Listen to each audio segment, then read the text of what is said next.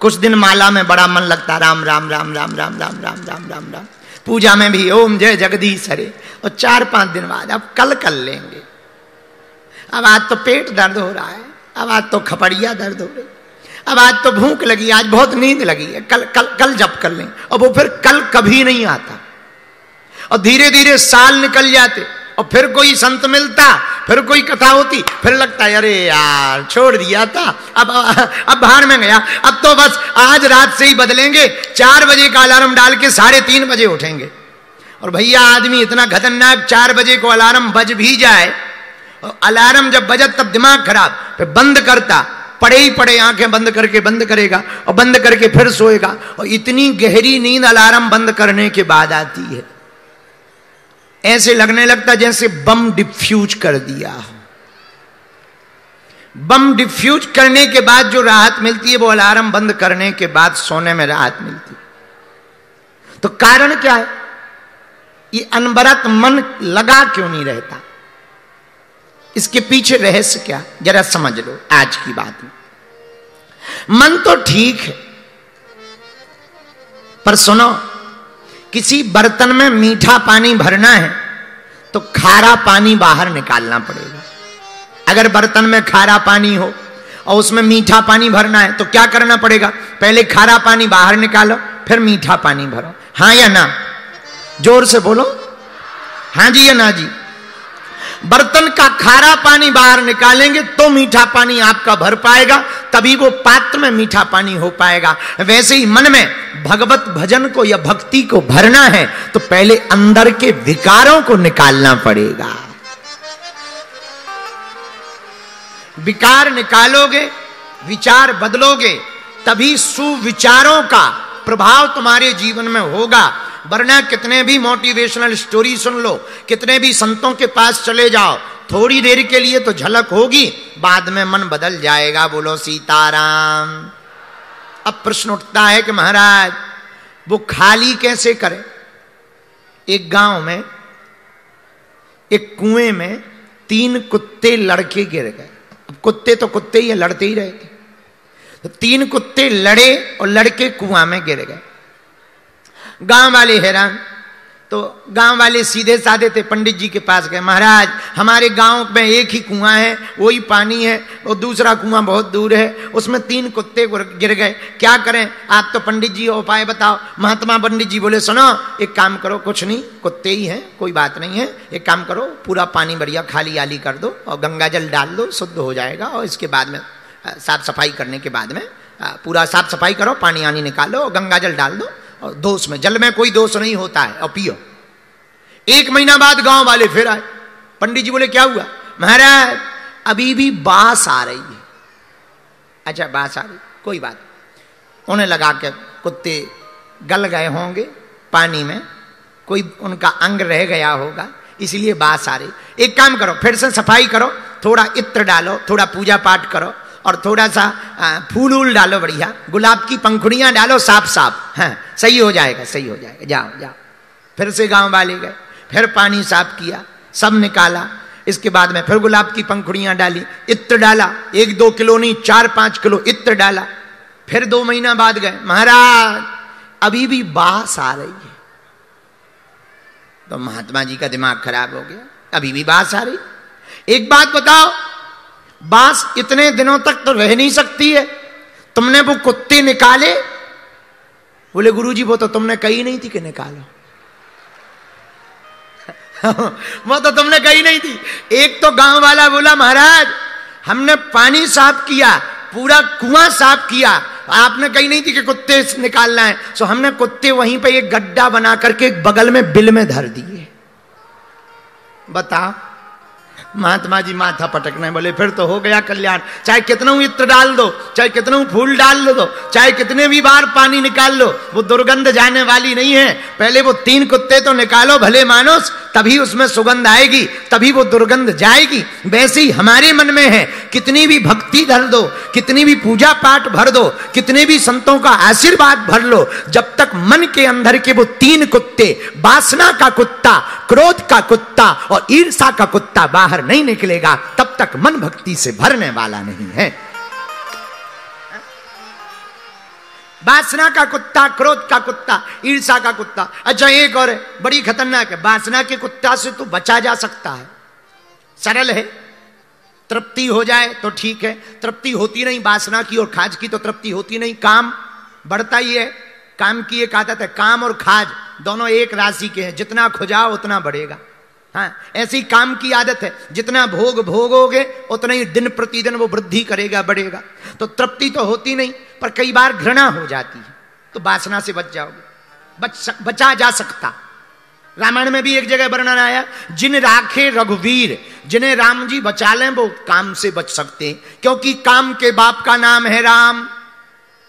काम के बाप का क्या नाम है? राम। और राम जी के आराध्य कौन? शंकर जी। और शंकर जी कौन? हा, शंकर जी वही है जिन्होंने काम को भस्म कर दिया था। काम बेचारा गया शंकर जी को लुभाने के लिए, शंकर जी ने एक मंत्र मारा, भस्म हो गया। पत्नी रोती हुई आ गई, रति देवी, महाराज हमारे स्वामी जी चले गए। शंकर जी बोले हमसे फंसेंगे तो बचेंगे थोड़ी, जाएंगे ही जाएंगे। हैं? तो काम से तो बचा जा सकता, किसकी कृपा से? भगवान की कृपा से। पर क्रोध बड़ा कठिन है महाराज बचना, ये थोड़ा और कठिन है। पर क्रोध से भी बचा जा सकता। कैसे? बहरे बन जाओ। जिस दिन तुम बहरे हो जाओगे, देखो क्रोध के दो ही कारण हैं, एक कान एक जीभ, दो ही कारण है। थोड़ा सा अपने बारे में बुरा, हमारी एक निजी रिसर्च है, किसी आदमी की हम ज्यादा महिमा मंडन कर दें तो वो हमारी खूब बड़ाई करता है, और हम थोड़ा सा भी उसको छील दें तो वो दूसरे दिन से ही हमें गाली बकने लगता है, हमारा निजी मान। तो हमने एक सिद्धांत लिखा है कि आदमी तब तक तुम्हारा प्रशंसक रहेगा जब तक तुम उसका प्रशंसा करते रहोगे, और जिस दिन तुमने काना को काना कह दिया उसी दिन वो तुम्हारी प्रशंसा करना बंद कर देगा। पर क्रोध से भी बचा जा सकता। कैसे? कान बंद कर लो, सुनो कम। महाराज कान कैसे बंद करें?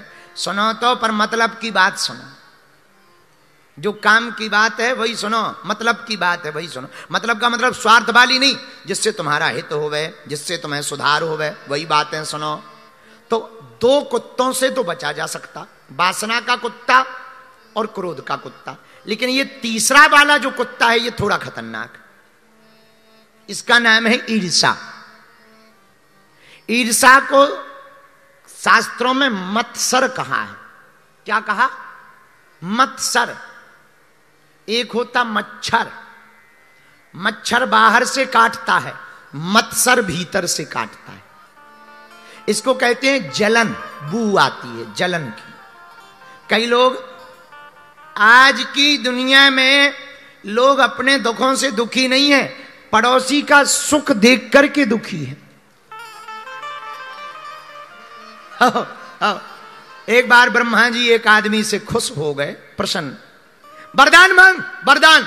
महाराज हमें ऐसा वरदान दो कि हम जो मांगे सो मिले। बोले सुनो, वरदान तो दे रहे पर शर्त एक है। क्या? बोले जो तुम मांगोगे सो तुम्हें तो मिलेगा, पर तुम्हारे पड़ोसी को डबल मिलेगा। इसने कहा कोई बात नहीं, वरदान है, चेक तो कर ले असली है कि नकली, दे दो। ब्रह्मा जी ने कह दिया तथास्तु। अब ये घर आया, इसने वरदान चेक किया सही है कि गलत। तो इसने कहा हे भगवान हमारे पास मकान नहीं है, एक मकान बन जाए। भैया इसका तो एक मकान बन गया, पड़ोसी के दो बन गए।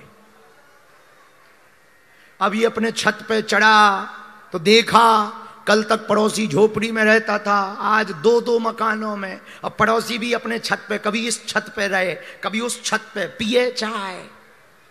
अब इसका दिमाग खराब कि वाह तपस्या हमने करी, वरदान हमने मांगा, मजे ये मान रहा, कोई बात नहीं। हे भगवान हमारे पास गाड़ी नहीं है, एक फरारी गाड़ी आ जाए। तो इस पे तो एक आई, पड़ोसी पे दो दो आ गई। अब ये तो अपनी में एक बैठे, अब वो बढ़िया लाल और काली दो कलर की धरी, कभी लाल पे जावे कभी काली पे जावे, और पड़ोसी देख देख के हॉर्न बजावे टीट टीट। इसका दिमाग खराब।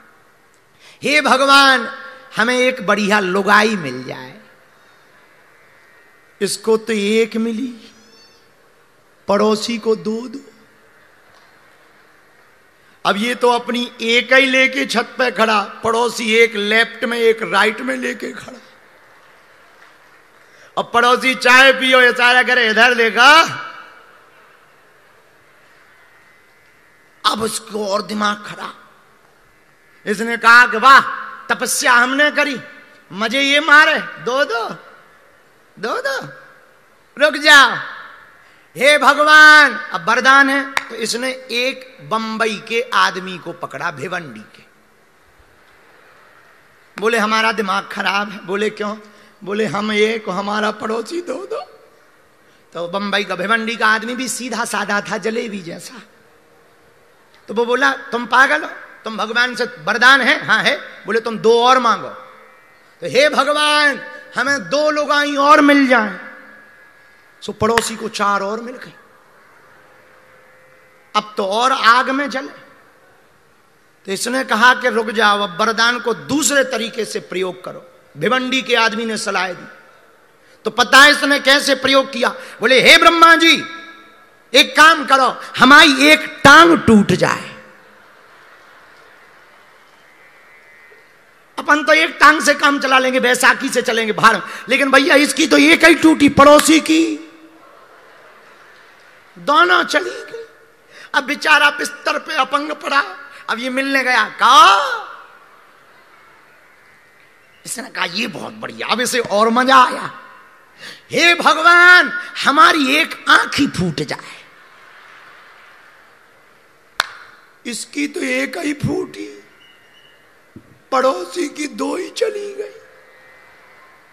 अब इसे और मजा आया। वाह आहा, अब ये बड़ी, अब दिखाई देता नहीं पड़ोसी को, एक जोर का चांटा है, चार चार लोग आई रखता है और ले मजा, दे चांटा, कौन है कौन है, ये भाग गया।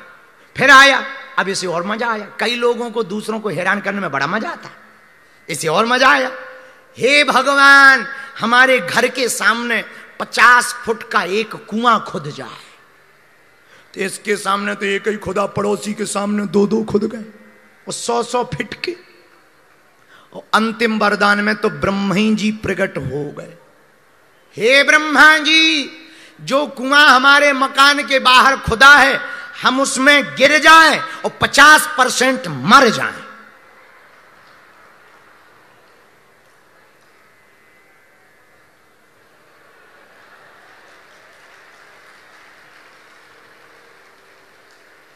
ताकि पड़ोसी बिल्कुल ही निपट जाए, 13 दिन बाद 13वीं हो जाए।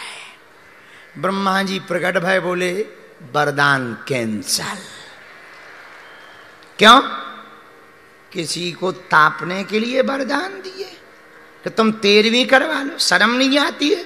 बोले वाह, जब वो दो दो लुगाइयों का मजा ले रहा था तब नहीं तुम प्रकट भय, अब प्रकट हो गए हो। अरे तो क्या हुआ? ब्रह्मा जी बोले हम समझ गए, तुम बहुत विचित्र हो, इंसान हो।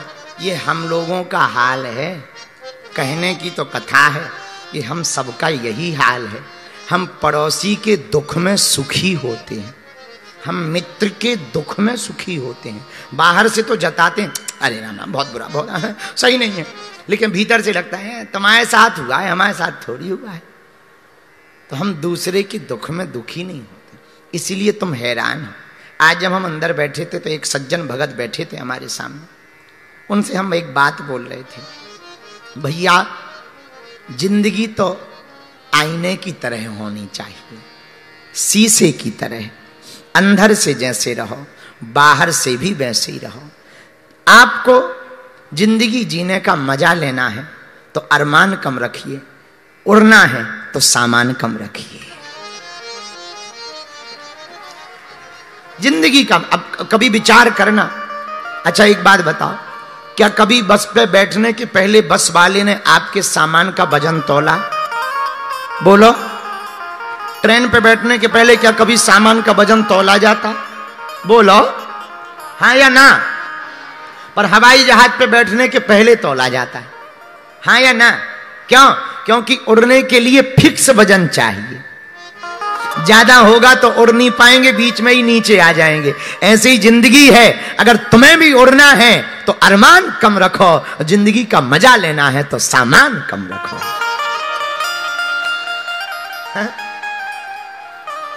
जिंदगी का आनंद लेना है तो अरमान जो है सो भगवान की कृपा है, नहीं है सो भी भगवान की कृपा है। तो प्रश्न है कि अंदर से वो विकार जो मत्सर है वो बड़ा खतरनाक है। मच्छर के लिए तो वो अगरबत्तियां बन गई, मॉर्टीन बन गई, ऑल आउट बन गई। मच्छर काटे ऑल आउट जला लो, अगरबत्ती जला दो, मच्छर नहीं काटेगा, मच्छर भग जाएगा। लेकिन मत्सर के लिए अभी कोई ऑल आउट नहीं बना।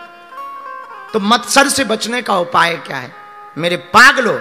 मत्सर से बचने का यही उपाय है कि जिसके प्रति भी आपको जलन हो गए उसके लिए यही प्रार्थना करना, यही सोचना कि इसके पास जो है ना ये हमारा ही है। और जब हमारा मान लेंगे तो फिर अपना कभी मिटाने का भाव या जलन का भाव प्रकट नहीं होगा और धीरे धीरे आपकी दृष्टि व्यापक हो जाएगी, पूरा विश्व ही तुम्हारा परिवार हो जाएगा।